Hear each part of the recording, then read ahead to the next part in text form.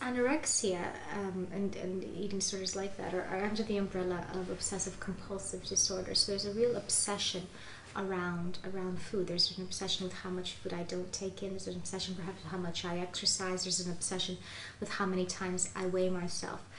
We don't know exactly what causes anorexia or bulimia. It's probably very multifactorial. Probably there's something in your psychological makeup that makes you quite an obsessed person. You may have been bullied. You may be exposed to over-sexualized images or over-glamorized images from the media. But none of these things by themselves would probably cause this. It's probably an interaction of everything out there. The important thing is that you get help very quickly. These illnesses can actually have quite a high mortality rate. Lots of young women and even men, perhaps less so, but still men as well, do die from these illnesses. So it's really important. I'm sure that if you're someone that's suffering from a condition like this, there's a real sense that you need to hide it. And that's where they become really dangerous, because they're easy, at least in the initial stages, to hide.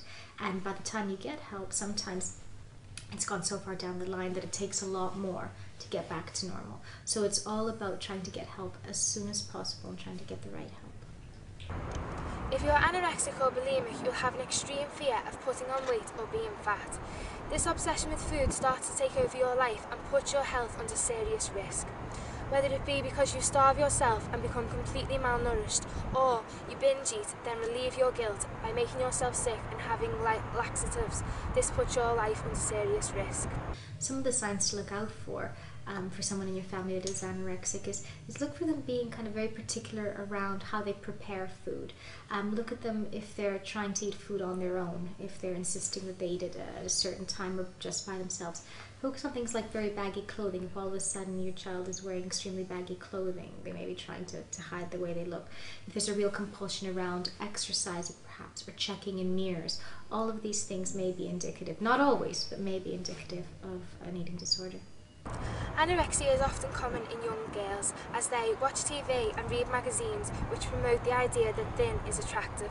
However, with a little bit of persistence, this can be changed and you can start taking small steps on the right way to a healthy diet. If you're anorexic or bulimic and you want to get better, then it's vital you tell somebody that can help. Speak to a parent, speak to a teacher, speak to a charity. There's some wonderful eating disorder charities out there, and try and get the support. Stay off of the websites that promote these things. It's actually quite frightening how many websites there are out there that do this.